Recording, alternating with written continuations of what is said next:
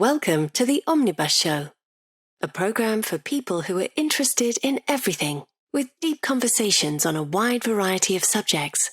And now your host, Dave Gibbs. Well, hello, and welcome to this episode of the Omnibus Show, the program for people who are interested in everything, with deep conversations on a wide variety of subjects. This week, our guest is Olivia Payton. She's a dancer for the Gregory Hancock Dance Theatre, and she's going to tell us about dance.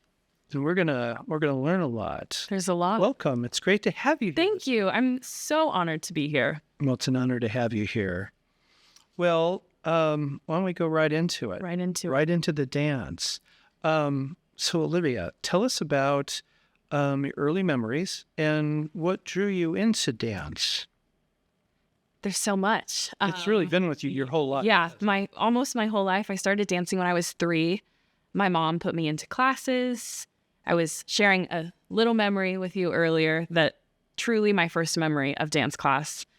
I was instructed to hold hands with the group of dancers.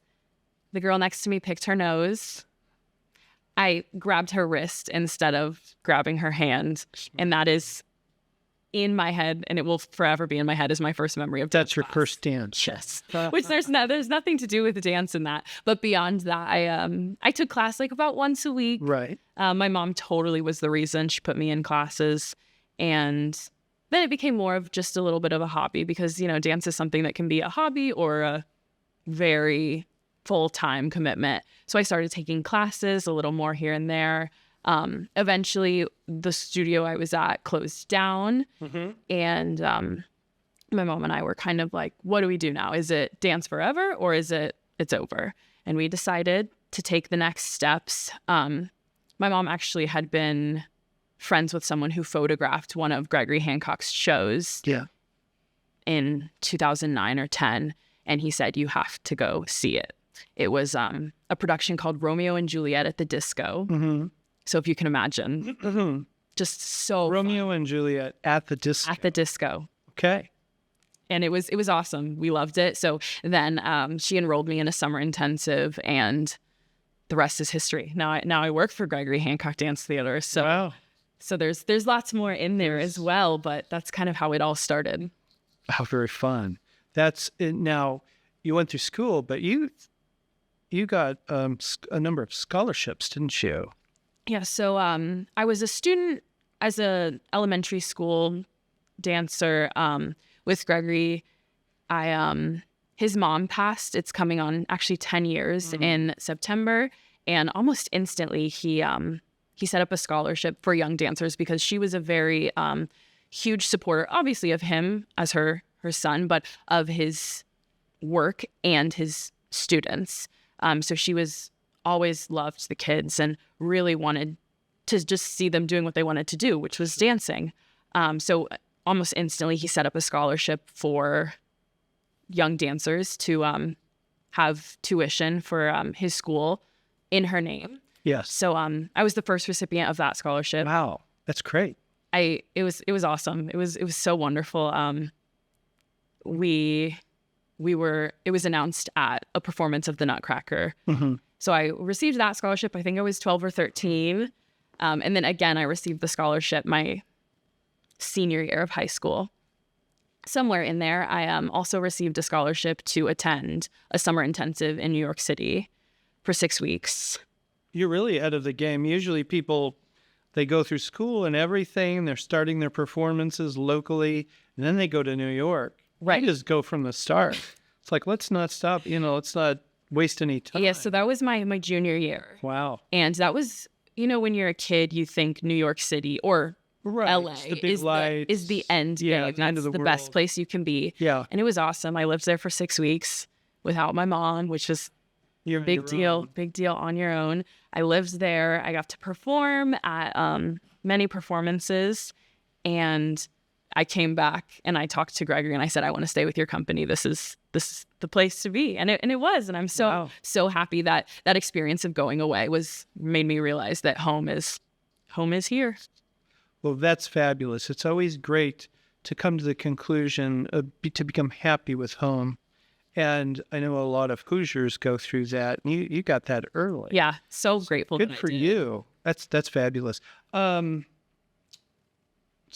early performances, any particular shows that, let's say, that's favorites that you'd want to share with us? Lots of favorites for sure. As a professional, I've been so blessed to do a ton of really exciting, silly and serious roles. I think if you come see our shows, you'll see that there's serious, there's sad, there's crying, but there's also some shows where you will spend majority of the time laughing. So we have a version of The Black Dahlia, which is a murder mystery. Mm-hmm. It's so exciting, so wonderful. It has 4 different suspects of who could have possibly committed the murder. And I got to play one of the suspects, which was so fun, so silly, and I loved that. So that's a big favorite for me, The Black Dahlia. And then our production of Exodus, mm-hmm. which is a modern retelling of the biblical book of Exodus. Mm-hmm. Being in that show, I've done it twice, is so unique and so powerful. So those are probably my top favorites that I've performed as a professional. That's fun because it's, I always tell people, it's like when you go into someone's home, it's like you learn a lot about someone if you look at their music and their books. Yeah. And there are other things too, like pictures on the wall. On the walls. But it tells you a lot about, where their thinking is. A lot of times it tells you about the person. It really does. But if you went to my place, it's like an encyclopedia. It's like everything. But it's always interesting to know what favorites really tell you a lot about someone. And kind of what you're doing. So can you tell us a bit about what Olivia is doing? What work are you doing? So dance is my kind of daytime block, rehearsing for whatever show we have next with GHDT, our company. Mm-hmm. It's like, I feel like I wear 1,000 different hats. So that's one hat I wear, and I love wearing that hat. I also teach at at our academy.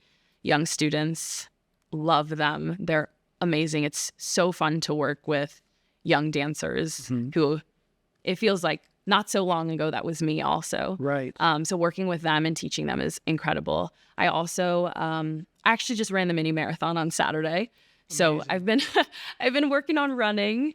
It was so challenging. It was so fun though. And then I coach at Solid Core also. So it's strength training kind of disguised as Pilates. So fitness and dance are my main avenues. So you're fit. I try to be. Well, I try to be. Marathon. It's like that's, the first guy that did that died. So you're still with us. Thank goodness. I live to tell the tale. Exactly. That's fascinating.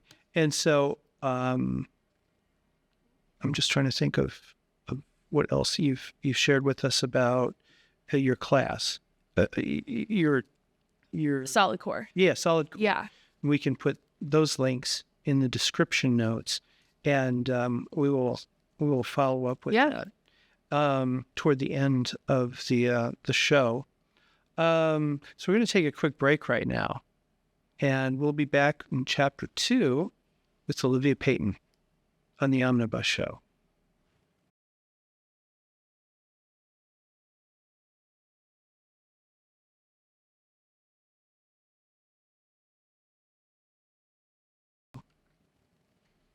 Well, hello, and welcome back to Chapter 2 of the Omnibus Show with Olivia Payton, dancer with the Gregory Hancock Dance Theatre. Now, welcome back. Thank you. So now we'd like to learn about Gregory's school, the theater, and the shows, the programs, because you have an all-around program. Lots on our plates always. Keeps us on our toes. Yes, exactly. So please tell us, from the school up to the performances in the theater? So we're a professional dance company located here in Carmel, Indiana. We're the resident company of the Center for the Performing Arts. We perform at the Tarkington about 3 times a year.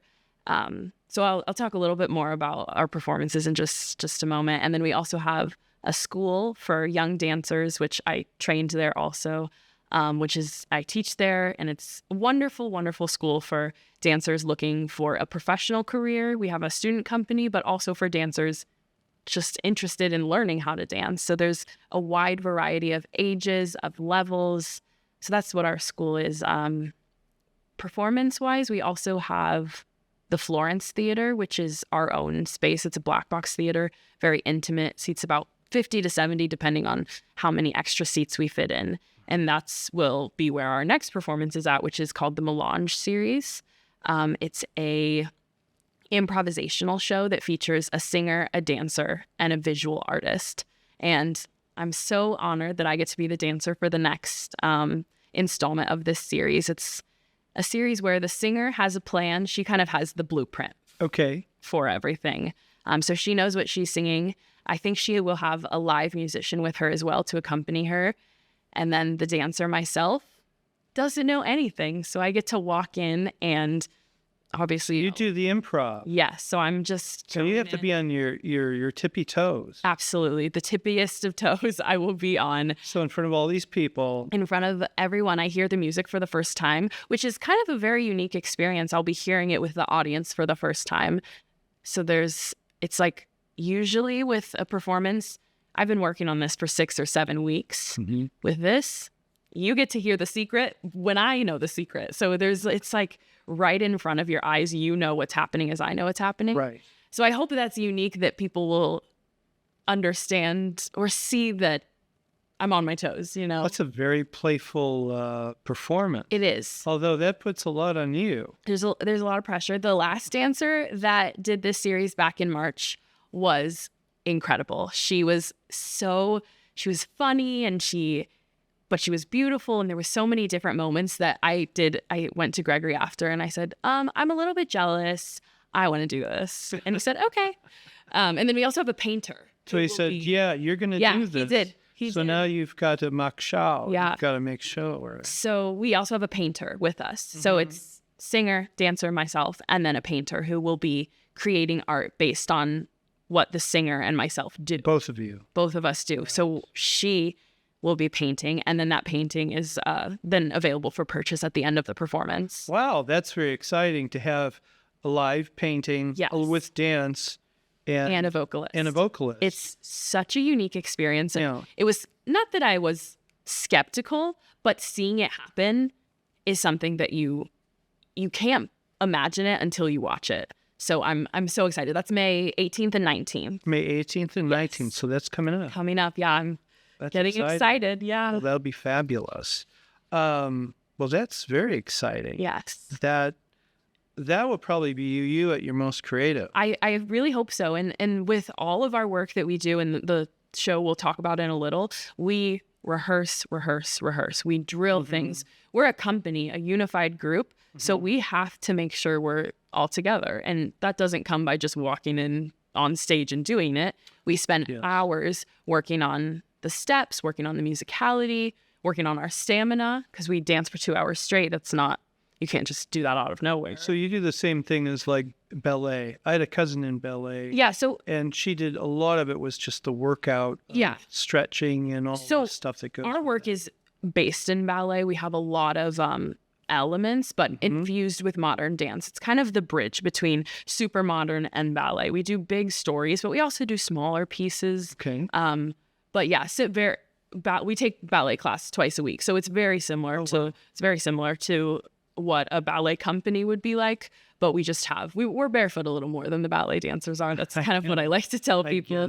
But yeah, very similar. So we rehearse so much. We spend hours on 1/8 count or something like that. But with this performance, I'm trying not even to think about it because Gregory really wants it to be very organic and in the moment. Okay. So spontaneous. He he knows me very well. He said, "Oh, you're going to love the music that Cindy's singing." And I said, "Oh, please tell me, please tell me." He won't tell me anything. Okay. So I don't know anything. So I'm trying not to wonder or ruminate on it too long, where I'll just spiral and Sure. and wonder what I'm dancing to.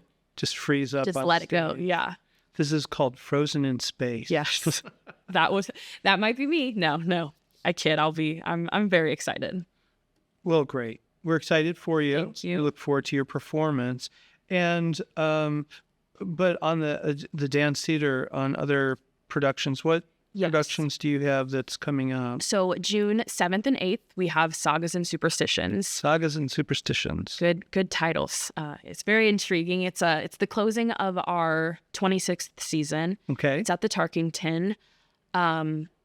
It's summer is kind of just an exciting time for us. We all get lots of energy. So our summer show is very exciting. We have a lot of pieces that we'll be doing. We have a new piece called Don't Sit at the Corner of the Table, which plays into the superstitions very much so. It's based on one Eastern European tradition or superstition that if a young girl sits at the corner of the table, she won't get married for at least 7 years. So that's the basis of the piece. Sure. And then beyond that, it's kind of about a father. See why they have round tables. Maybe.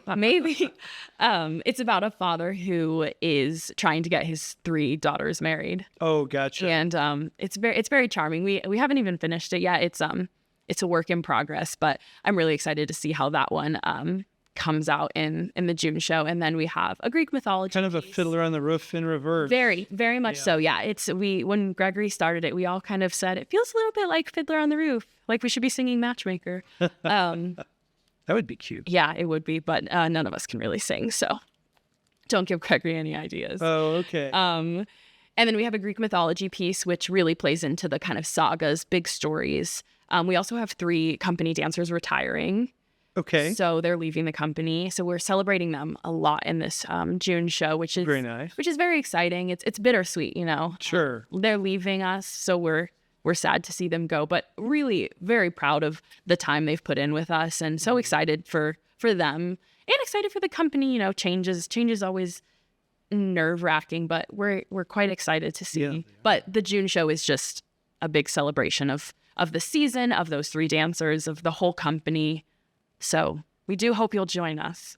That one's I'm very excited for. Well, very good. Now, so that comes the conclusion of the season. Yeah. Now, what do you do? What does the theater do for the new season? Does Gregory kind of go up in his tower and think all of this stuff and come down? Exactly. Or does he like work with people and then or collaborate with your team? You know, so I think he's always thinking about what's next. Mm-hmm. He's in the moment, but he's also 3 steps ahead. Sure. He's been very much so thinking about what's coming next because we're losing 3 dancers. Mm-hmm. There's not really a textbook easy peasy what we're falling into for the next season. Gotcha. So we did photos for the new season a couple weeks ago, and the vibe is just there's nothing set in stone yet. Yeah. And I think that's kind of exciting. He has titles picked out for the shows, but we are kind of just waiting to see where it takes us. We have some time. We don't start back for the new season until September. So does a dancer take time off in the season for your production company, or are you always exercising and training? So it kind of depends on the season. We had a couple seasons in a row where we had a show in August. Yeah. So we took maybe 2 or 3 weeks off. Okay. This year, after our June show, the next show isn't until October. Okay. So we're off for quite a bit of time. So a lot of that time, I know for the dancers that will be returning is going to be resting, getting ready for what's to come. As I said earlier, I run, I do solid core, so I'll be doing that all summer. So you're all around fit. All around. So you'll be fit to go. I sure hope so. Running around town, I'll probably maybe run another marathon sometime, but that's what I like to do when we're off is That's just quite a project. Stay active and You're running the marathon. yeah. Yeah. Olivia, what advice would you have for someone who's growing up and going through the process you did, who was interested in dance, in dance production? What are some thoughts and ideas that you would share with them? If you're not in dance, just try it. Always try. I think with my additional interests now as an older person than when I was younger, I've realized you have to just try. You're never going to know if you like something unless you try it. So definitely try. For someone who is in dance, keep working hard, because people, things, your own self will always be telling you to be quiet, to sit down, that you're not good enough. So just keep going and ignore the negative, nasty thoughts or the words, whatever it is. Always push through that and keep working hard, because at the end of the day, the extra noise doesn't matter. And that's been kind of the most important thing for me, is just push through and keep working and explore new avenues, for sure. You never know unless you try. So circling back to try. Circling back. Yeah. Well, thank you so much. Thank you. For your insight and your story, and for sharing with us about your theater group. Yes. We will put the links in the description notes, as I said, and we look forward to the success of your upcoming production. And I look forward to seeing you there. Well, thank you very much. You're a good saleswoman. Oh, yeah. As well. So you can dance and sell. Oh, yeah. Well, thank you, Olivia. It was great having you on the show today. Thank you. It was so wonderful to be here. Well, it's great to have you here. Well, that's it for today's episode of the Omnibus Show with Olivia Payton, dancer with the Gregory Hancock Dance Theatre. We would like to thank our sponsor, Hotel Carmichael. Today, we are recording from Feinstein's. We look forward to being with you on the next episode of The Omnibus Show. If you enjoyed this program, please like, share, and subscribe to continue the conversation. For the Omnibus Show newsletter, please sign up at theomnibusshow.com.